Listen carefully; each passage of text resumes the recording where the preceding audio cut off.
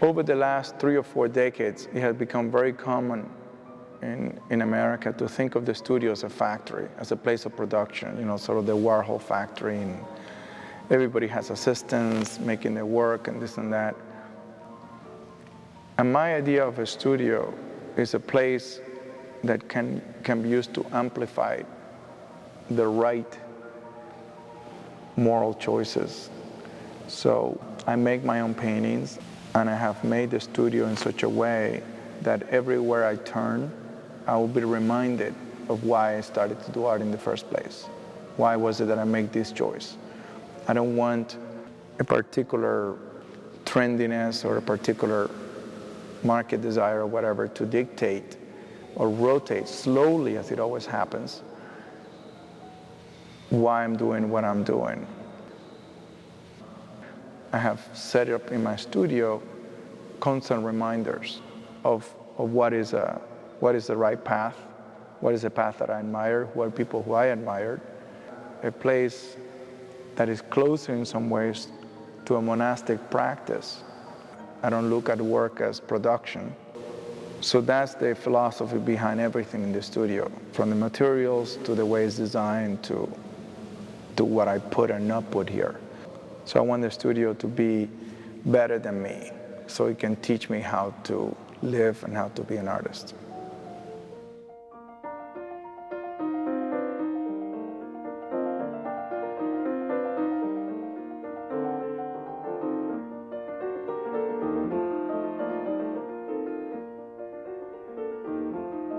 Usually, when I begin a project, I do a number of writings first. Usually those writings are philosophical, or sometimes they're just reflections on life, very simple, just little notes. Some of them are more developed. And then I start painting. In the process of painting, I clarified, I make concrete what seemed to be these loose ideas. And in the process of becoming more concrete, I begin to understand what was hidden by the words or what was hidden by my understanding. And as that process begins to rotate my own awareness of the work, something new begins to emerge.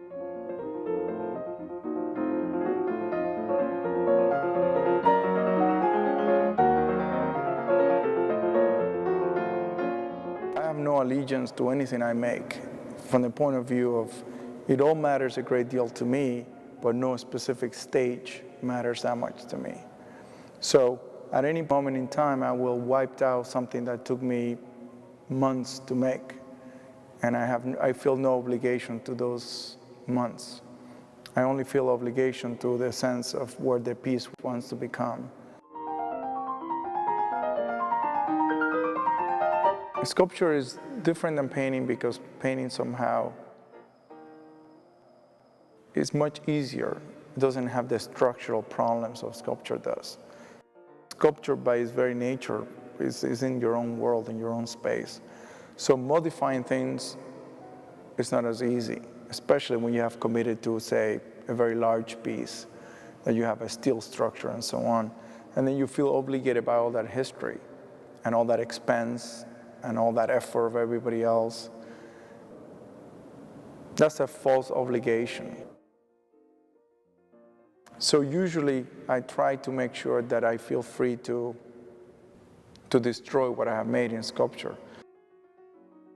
In painting, you can wipe out a painting in 3 minutes and then you regret it, but it's gone. In sculpture, you have to think about, is this really what I want to do?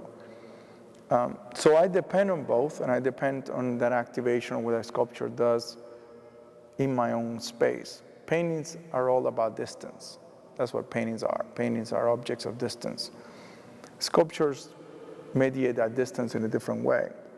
So I like that interference that sculpture does to painting.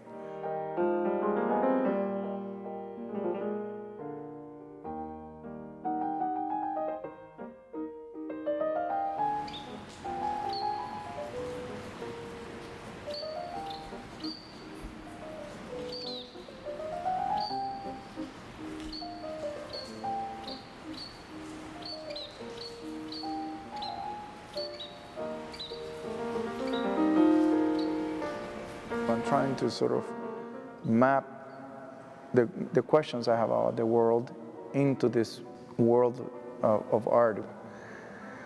So because of that, things come in and out. A lot of the images come from memories of childhood, for things that seem to have a charge in itself. Like I have used a German Shepherd in my writings and in my paintings. I had a German Shepherd, but it's not really about the German Shepherd I had.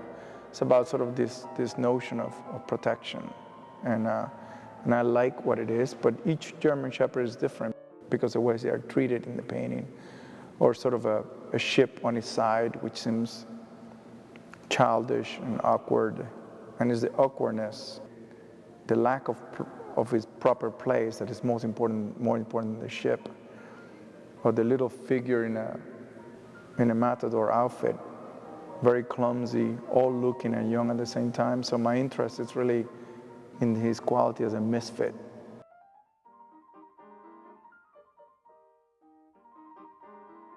I developed this little image of a boy carrying a house. I first did it for the Cathedral St. John the Divine project.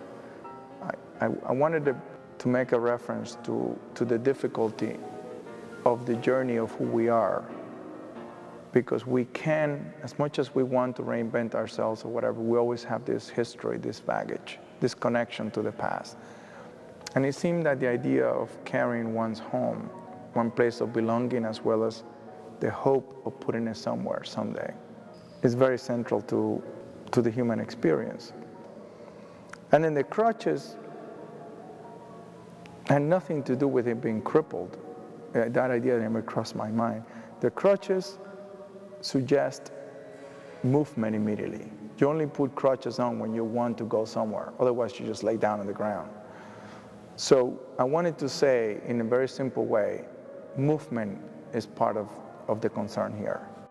And he was called the gambler originally because he's making a gamble, a wager, by carrying this house. He can drop it at any time.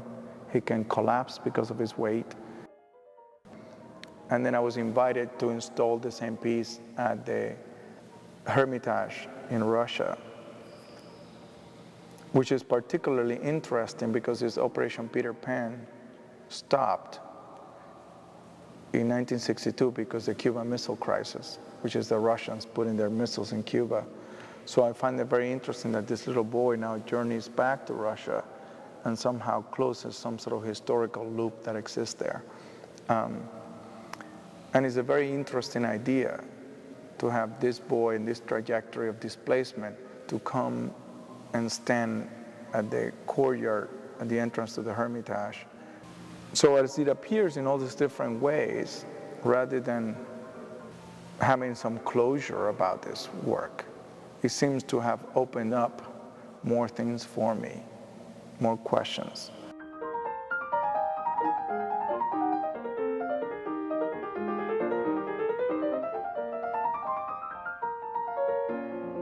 Everything that I have made is always in some sort of battlefield relationship with me, with who I am today. It obligates me to something, but at the same time, it reminds me where I have been. I think this is the case not only with my work, but life itself, So my work from the past is there to remind me of where I have been. But on top of my studios, I keep the phrase, keep your actions faithful.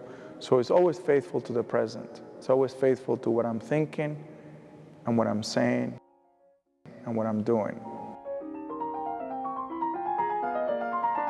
But I think primarily my thought about art, I do it in painting.